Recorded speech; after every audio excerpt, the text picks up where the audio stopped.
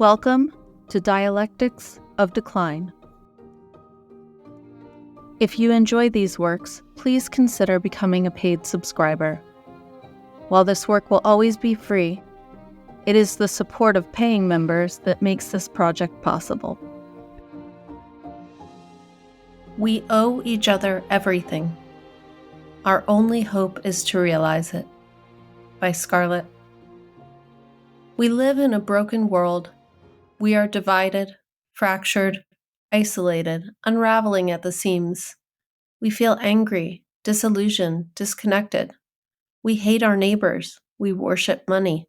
We are obsessed with temporary pleasures. We distrust strangers. We are like this in part because we live in a society that exalts the individual over the collective. In fact, the collective is negated almost entirely.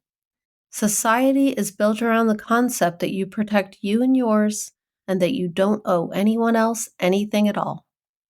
It is reflected in our celebrities, in our politicians, in our media. For someone who believes deeply that humanity is one body, this world hurts. It hurts because we are all so alienated from one another, and everyone is left to struggle alone, in silence. Being an island unto yourself is celebrated as a high ideal. Recently, as I was doom scrolling, I came across a post that spoke to this feeling.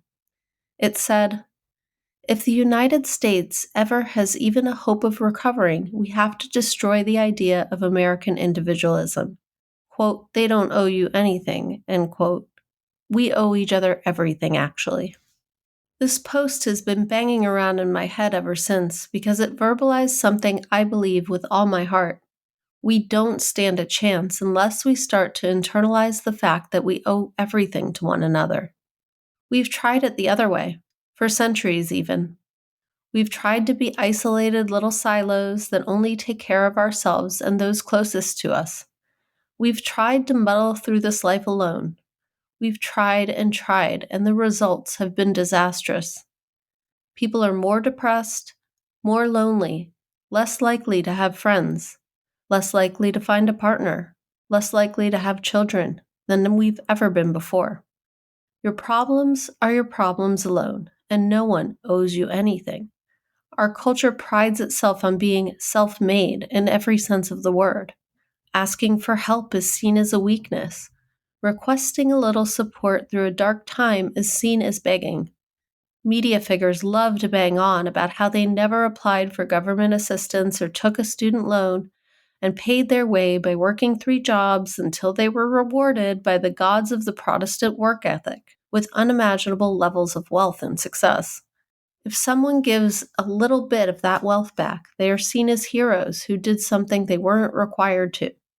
After all, they earned that money all by themselves. Forget the fact that no one can truly make it on their own, and behind every one of those rags to riches stories was a trust fund, or a mentor, or 1,000 other little ways that the person in question wouldn't have made it without help. Politicians often talk about the meager social safety net in this country as entitlements, as if it is shameful to expect the government and society you are a part of to give back to you during the hard times. Mitt Romney even famously talked in 2012 of people who are, quote, dependent on government, believe that they are victims, believe the government has a responsibility to care for them. These are the people who pay no taxes. Echoing his Bain Capital Partners idea that there were 2 classes of people in this country, makers and takers. This is a common sentiment, and not just among the moneyed classes. It has been so steeped in the American consciousness that you will often hear the same from the very people who do rely on benefits to live. There is an outright resentment and even hostility towards those who have not been able to make ends meet, people who are victims of this system and need a helping hand. While it is common, it is also the type of thinking that threatens to tear the world apart and is actively doing so while we all watch. Right this minute, our fellow countrymen are being disappeared by the government, many of them sent to a foreign torture prison for the rest of their lives because a guy who ran on mass deportations now is making good on his promise. Many of these people have committed no crime and were picked up erroneously, But that didn't save them from this fate. Not that this would be acceptable even if they did commit crimes. Others are being dragged off the streets for protesting a genocide, having their visas and green cards revoked, and being shipped back to their countries of origin or rotting in a Louisiana ICE facility for what can only be described as thought crimes. While this happens, a large segment of the population looks on and cheers.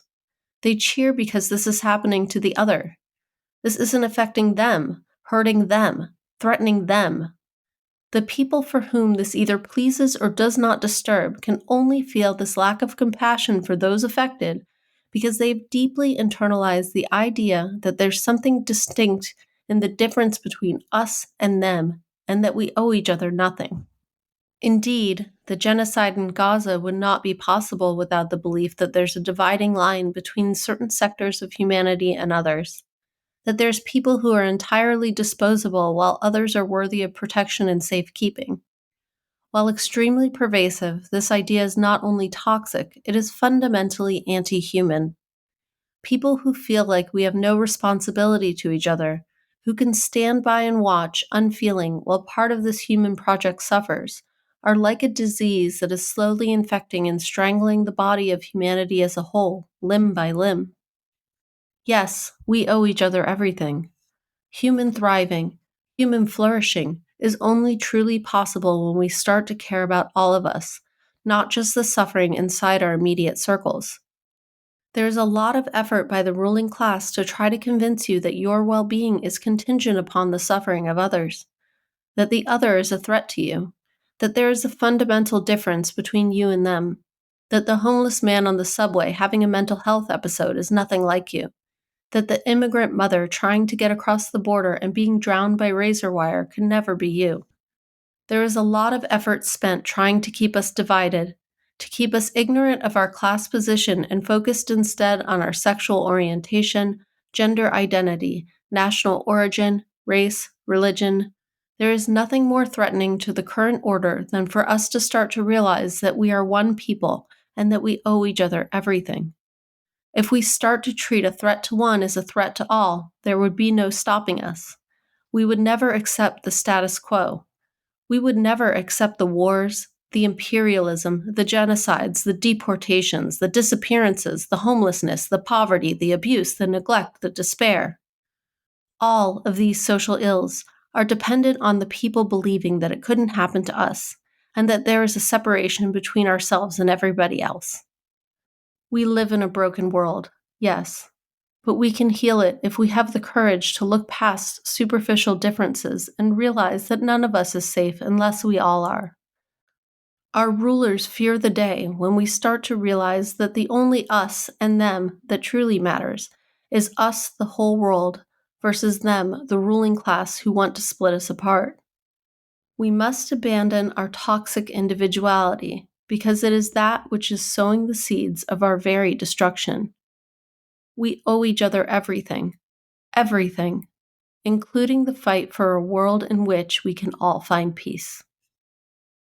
Quote, "No man is an island, entire of itself. Every man is a piece of the continent, a part of the main.